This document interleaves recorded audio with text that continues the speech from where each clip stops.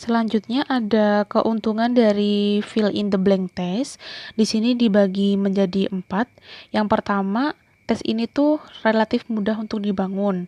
Yang kedua, tes ini bisa mengurangi jumlah tebakan karena siswa itu harus mengingat jawabannya daripada hanya memilihnya dari daftar. Yang ketiga, ada mengukur siswa memahami isinya. Jadi, materi yang dikonstruksi dengan benar dan mengisi kosongan dapat mengukur sejauh mana siswa memahami isinya. Dan yang terakhir ada waktu lebih sedikit. Jadi, tes ini itu umumnya membutuhkan waktu lebih sedikit daripada tes pilihan ganda atau yang lainnya yang dibuat oleh guru dan lebih sedikit waktu untuk diselesaikan oleh siswa.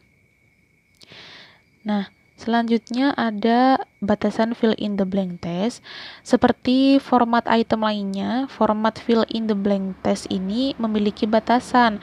Tapi untungnya hal itu dapat dihindari dengan memperhatikan prinsip-prinsip konstruksi benda.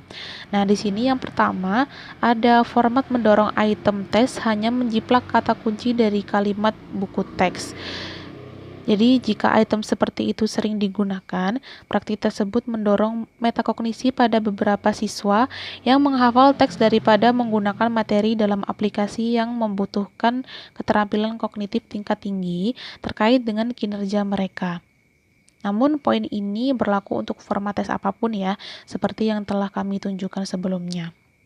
Dan yang kedua, ada item dengan hanya satu jawaban yang benar. Di sini maksudnya item dengan hanya satu jawaban yang benar itu terkadang sulit untuk dibuat dan mungkin memerlukan perhatian yang cermat untuk kualifikasi. Yang ketiga ada kecenderungan untuk membuat bagian kosong yang meminta informasi sepele. Nah, selanjutnya ada panduan dalam menulis butir-butir fill in the blank test. Sebagai berikut, yang pertama ada item harus jawaban satu kata atau pernyataan singkat dan pasti. Yang kedua, hindari pernyataan yang terlalu tidak pasti, sehingga bisa dijawab dengan sama baiknya oleh beberapa istilah. Yang ketiga, hindari petunjuk tata bahasa. Yang keempat, hindari mengangkat pernyataan langsung dari sumber yang telah dipelajari siswa. Dan yang terakhir, hindari kelalaian informasi yang kurang penting atau tidak relevan. Nah, selanjutnya kita masuk kepada format tes pencocokan. Nah, format tes pencocokan ini digunakan untuk menilai pengetahuan siswa mengenai karakteristik yang terkait dengan kumpulan ide, istilah, konsep, peristiwa, dan sejenisnya yang homogen. Nah, seperti dalam format objektif lainnya, tugas siswa itu adalah untuk mengidentifikasi, memilih, atau mengenali alternatif yang terkait dengan setiap peristiwa.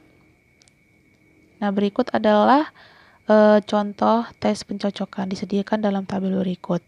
Jadi di tabel ini itu petunjuknya cocokkan negara bagian dengan burung resminya. Tuliskan huruf burung yang Anda pilih di tempat kosong di samping negara bagian burung tersebut. Jadi dicocokkan jenis burung dengan negara asalnya. Nah, berikutnya ada karakteristik dalam format fill in the blank ini.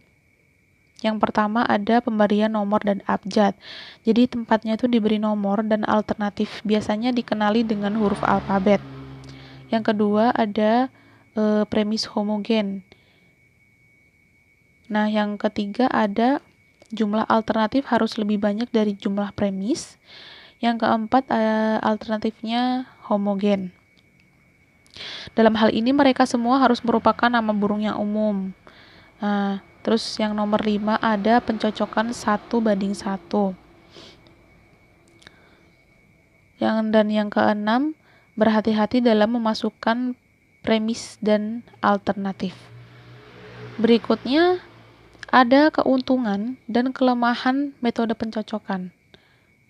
Nah, yang pertama itu kelemahannya, kita lihat dari kelemahan dulu, itu tes ini tuh cenderung untuk meremehkan informasi dan menekankan menghafal. Jadi tidak menekankan untuk memahami, mengingat dengan kritis. Nah, selanjutnya kita bahas tentang keuntungan dari tes pencocokan, metode pencocokan. Yang pertama, tes ini itu mudah dikonstruksi dan dinilai. Yang kedua, mengurangi efek menebak.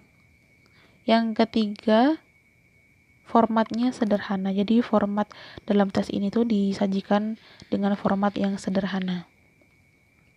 Nah, kesimpulan dari materi kelompok kami, yang pertama yaitu tes objektif menjadi format standar untuk tes yang banyak digunakan. Jadi